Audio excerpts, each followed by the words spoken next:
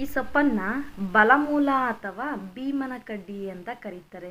ಹಳ್ಳಿಗಳ ಕಡೆ ಎಲ್ಲ ಸಾಮಾನ್ಯವಾಗಿ ಈ ಒಂದು ದನ ಕರುಗಳನ್ನು ಕಟ್ಟಾಕೋದಕ್ಕೆ ಈ ಒಂದು ಗಿಡವನ್ನು ಯೂಸ್ ಮಾಡ್ತಾರೆ.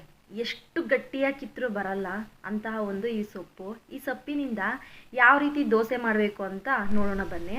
ನೋಡಿ, ಒಂದು ಗ್ಲಾಸಷ್ಟು ನಾನು ಅಕ್ಕಿಯನ್ನು ಮುಂಚೆನೇ ನೆನೆಸಿಟ್ಕೊತಾ ಇದ್ದೀನಿ. ನಾನು ಸುಮಾರು ಒಂದು 2 ಅವರ್ ಮುಂಚೆನೇ ಅಕ್ಕಿಯನ್ನು ಚೆನ್ನಾಗಿ ತೊಳೆದು ನೆನೆಸಿಟ್ಕೊತಾ ಇದ್ದೀನಿ. ನೋಡಿ, ತೊಳಿತಾ ಇದ್ದೀನಿ ಅಕ್ಕಿಯನ್ನು.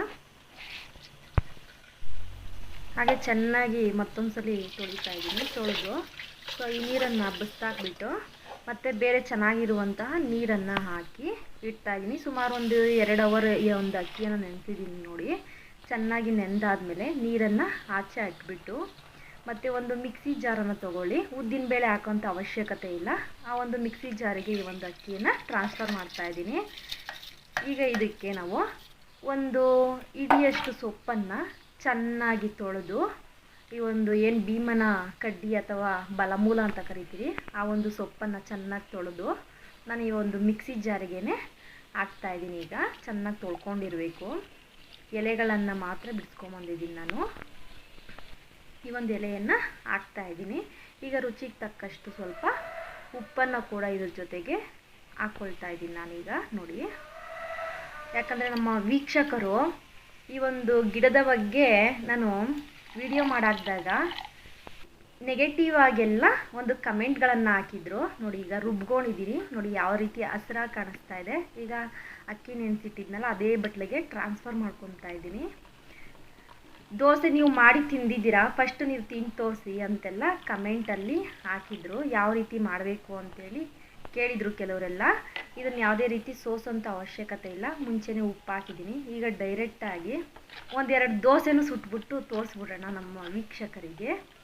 ನೋಡಿ, ಈಗ ಹೆಂಚು ಕಾಯ್ತಾ ಇದೆ, ಕಾದಿದೆ. ಈಗ ದೋಸೆಯನ್ನು ಹಾಕ್ತಾಯಿದ್ದೀನಿ. ನೋಡಿ,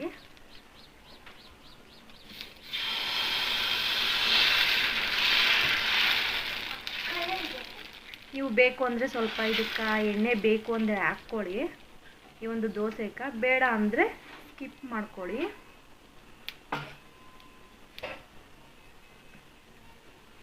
ಚೆನ್ನಾಗಿ ಬೇಯ್ತಾ ಇದೆ. ಈಗ ನಾನು ಸ್ವಲ್ಪ ಎಣ್ಣೆ ಸ್ವಲ್ಪ ಹಾಕ್ಕೊತೀನಿ ಇದಕ್ಕೆ. ನಾನು ಒಂದು ಅರ್ಧ ಸ್ಪೂನ್ ಅಷ್ಟು. ನೋಡಿ, ಈಗ ಚೆನ್ನಾಗಿ ಬೆಂದಿದೆ. ಈಗ ಟರ್ನ್ ಮಾಡ್ಕೊಂಬಿಡೋಣ. ಈಗ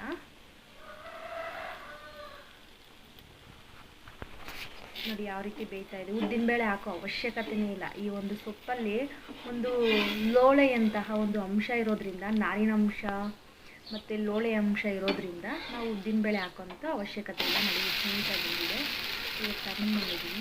ಈಗ ಆಲ್ಮೋಸ್ಟ್ ಇದು ಈಗ ನೋಡಿ ಬೆಂದಿದೆ. ಈಗ ಒಂದು ವೀಕ್ಷಕರು ಹೇಗೆ ಈ ಒಂದು ಭೀಮನ ಕಡ್ಡಿಯ ಎಲೆಗಳನ್ನು ಬಳಸಿ ದೋಸೆ ಮಾಡಬೇಕು ಅಂತ ಕೇಳಿದರು, ಕಮೆಂಟಲ್ಲಿ ತಿಳಿಸಿದರು. ಹಾಗಾಗಿ ಅವ್ರಿಗಾಗಿ ಈ ಒಂದು ವಿಡಿಯೋವನ್ನು ಮಾಡ್ತಾಯಿದ್ದೀನಿ. ನೋಡಿ, ಈಗ ಬೆಂದಿದೆ. ಈಗ ಒಂದು ಪ್ಲೇಟ್ಗೆ ಟ್ರಾನ್ಸ್ಫರ್ ಮಾಡ್ಕೊಂಬಿಡೋಣ ಈಗ ಇದನ್ನು. ಮತ್ತು ಮತ್ತೊಂದು ದೋಸೆಯನ್ನು ಹಾಗೇ ಹಾಕ್ಕೊಂಬಿಡೋಣ.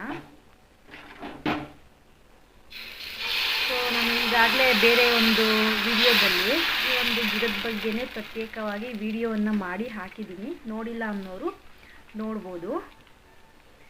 ಕೆಲವರೆಲ್ಲ ಹೇಗಂದರೆ ನೆಗೆಟಿವ್ ಆಗಿ ಕಮೆಂಟ್ ಮಾಡಿದರು. ಕಮೆಂಟ್ ಮಾಡೋಕ್ಕೂ ಮುಂಚೆ ನೀಟಾಗಿ ವಿಡಿಯೋವನ್ನು ನೋಡಿಬಿಟ್ಟು ಆಮೇಲೆ ಕಮೆಂಟ್ಗಳನ್ನು ಮಾಡಿ. ಈ ಒಂದು ಚಿಕ್ಕ ಮಾಹಿತಿಯನ್ನು ದಯವಿಟ್ಟು ನಿಮ್ಮ ಫ್ರೆಂಡ್ಸ್ಗೂ ಶೇರ್ ಮಾಡಿ. ಹಾಗೆ ವಿಡಿಯೋವನ್ನು ಸೇವ್ ಮಾಡಿಟ್ಕೊಳ್ಳಿ.